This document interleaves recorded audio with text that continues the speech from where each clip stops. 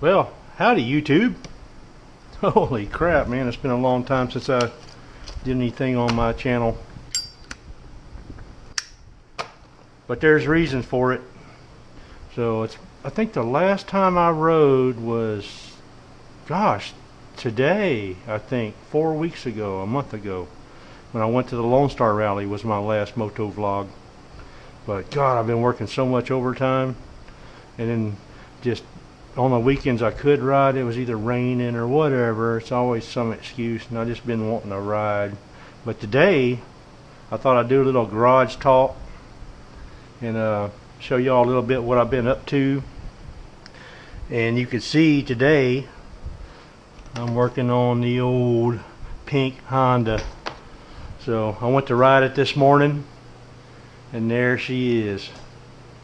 Man, what a letdown. It wasn't her fault, it was my fault, because I haven't ridden it in almost probably 3 months. I haven't even started it, so it's my fault. You can't just let a bike sit up. It either wants to run and you want to use it, or you don't. And here's the result. So the old crappy gas we got around here, I went to ride it this morning and bam, just crapped out on me. It would not idle for nothing. So God, that's all I've been doing today. I went to ride it. I was going to ride it to work. So because it's the inspections due in Texas. I don't know how some other states are. In Texas, we have to get it inspected, and then electronically goes to your senator in Washington, and then he relays it back to your congressman in Austin, and then I think he either approves it or disapproves your inspection, and then he sends that data to I guess it's DMV we have here in Texas, Department of Motor Vehicles, and they have another department that can override all the others and say yes or no or whatever, and put it in the computer that you're inspected. So when you go get your license plate, which ours is due now, you can get it or not. And my wife went to renew it online the other day, and it says you cannot.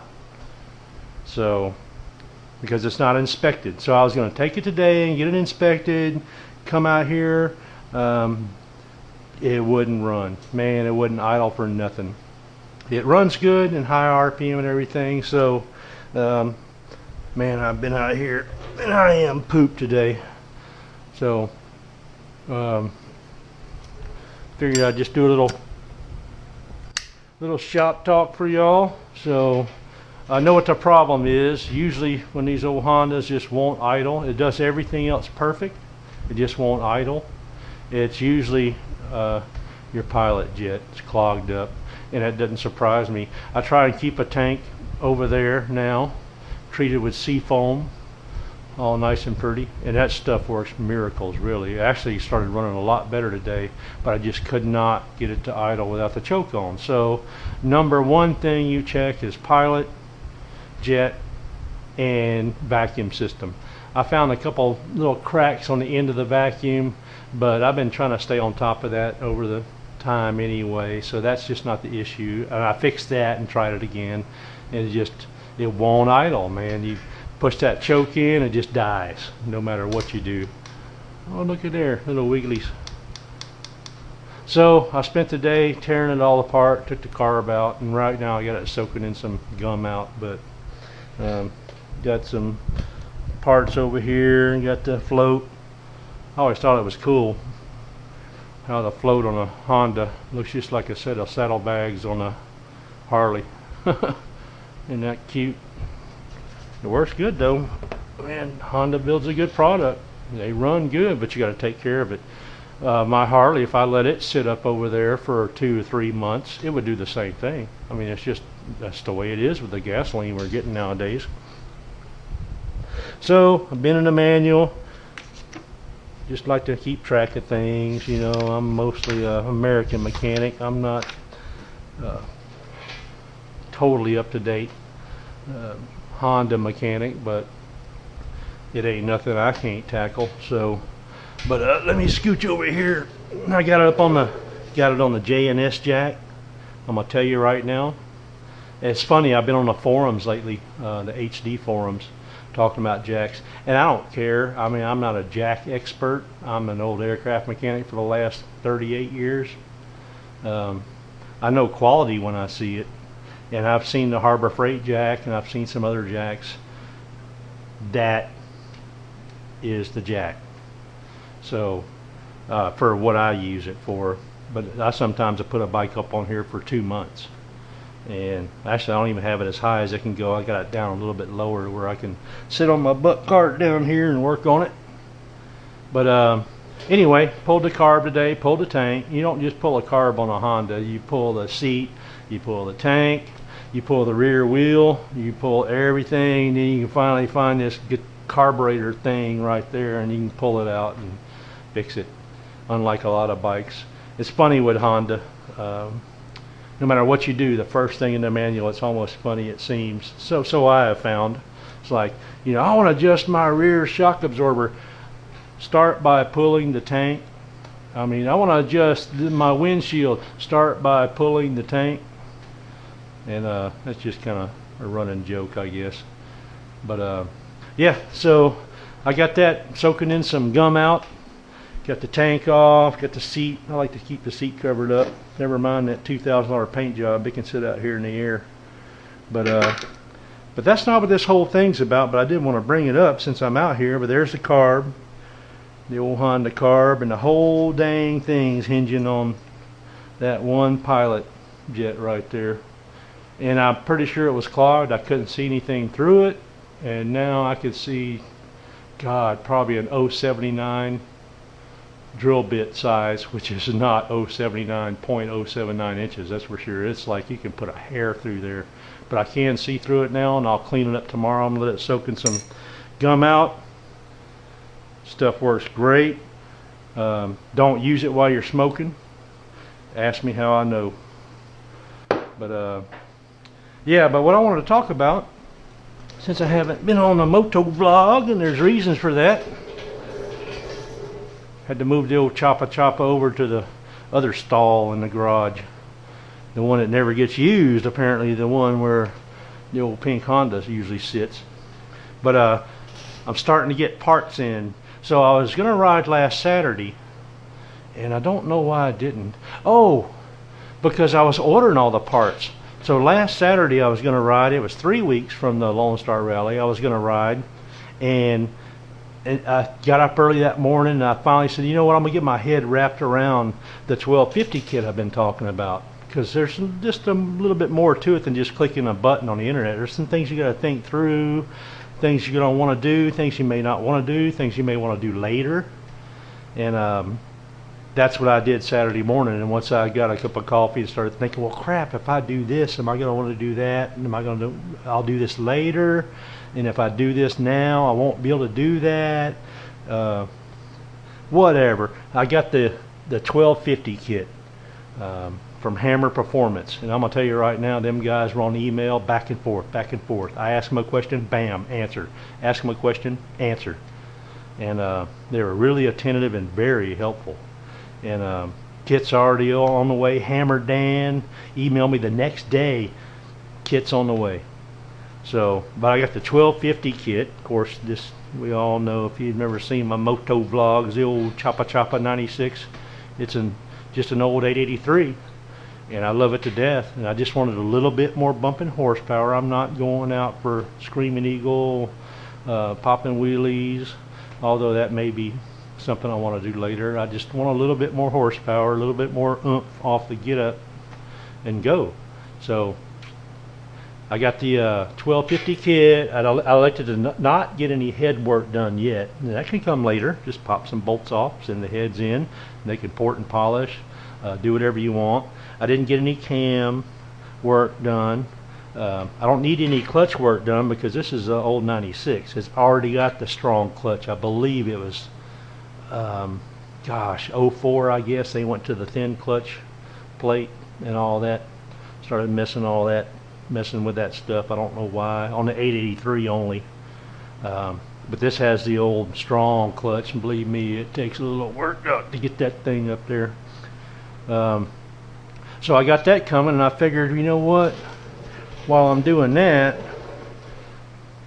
y'all know how I hate chrome, so I figured I'd go ahead, instead of paint the whole thing black, I'd just get this piece in chrome too, the center mount. So I got a center mount in chrome.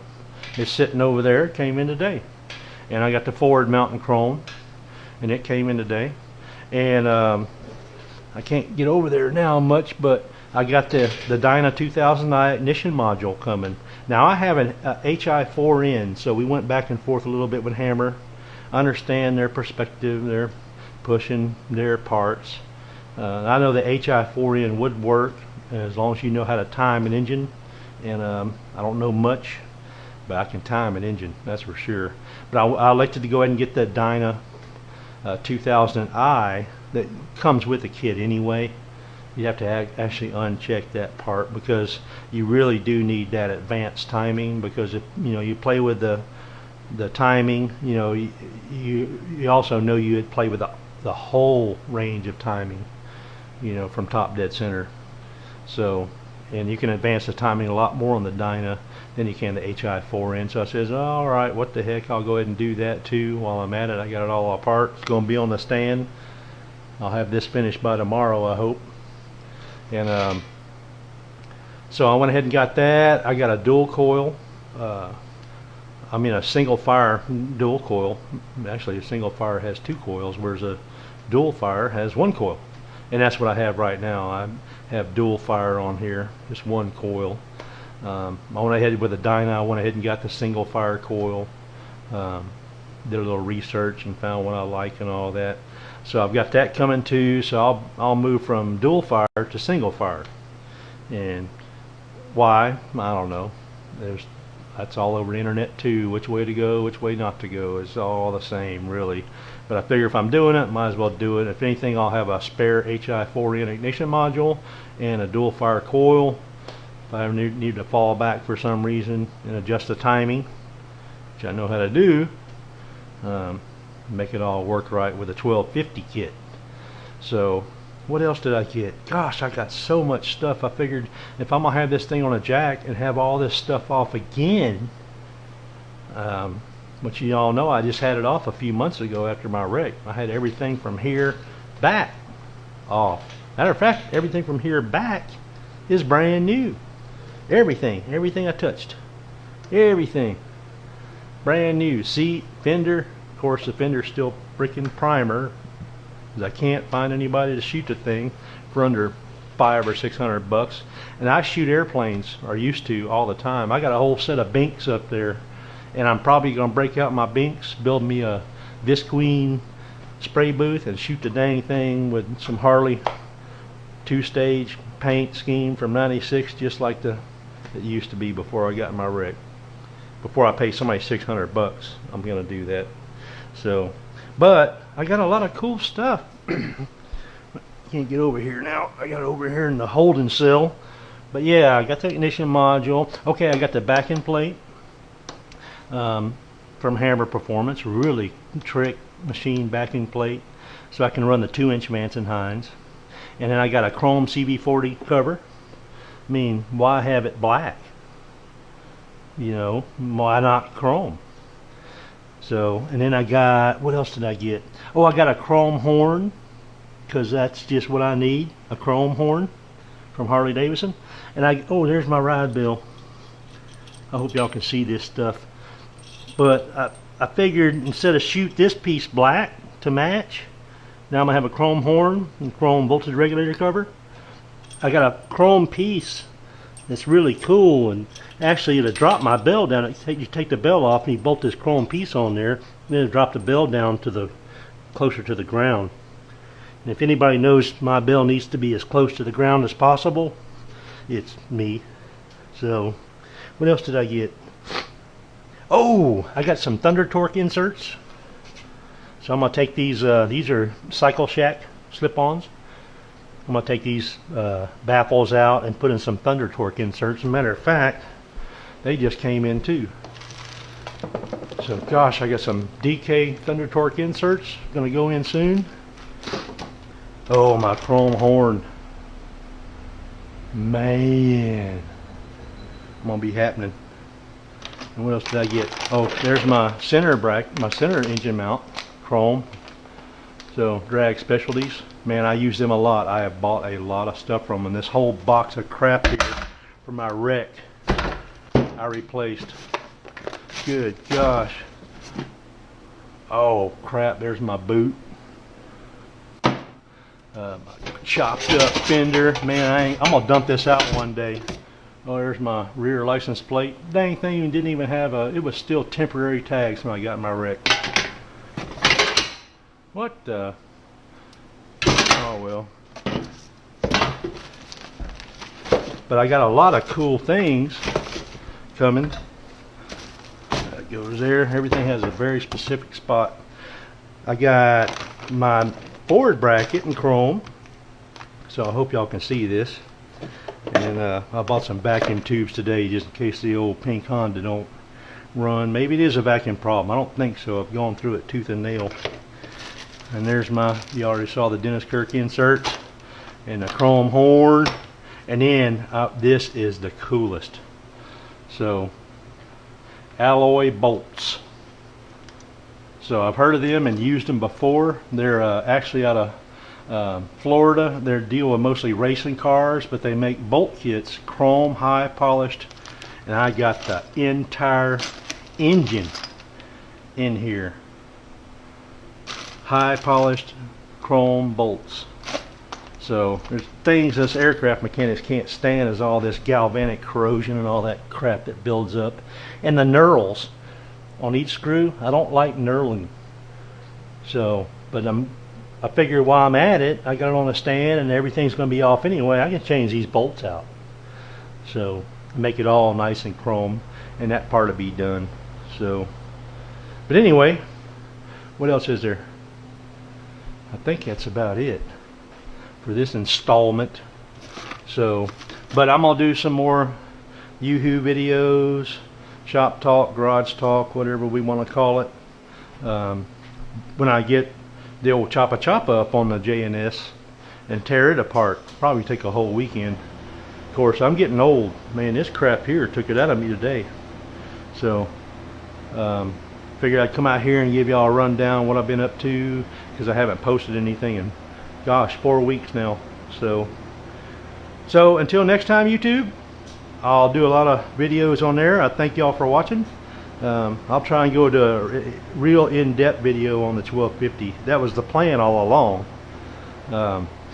Before I had to reverse these two bikes today and take care of that, because I still need to go get an inspection tomorrow. So I'm gonna get up tomorrow, put all this back together and run it down there, I hope, and get my inspection permit and write my senator and all that. Hope it works out for the best. So Deb, because this is her bike now, can do her inspection, do her registration, and next year she's taking her class and she's going to be on the road following me on the old choppa. So until next time, hope to see y'all soon. Thanks for watching, YouTube.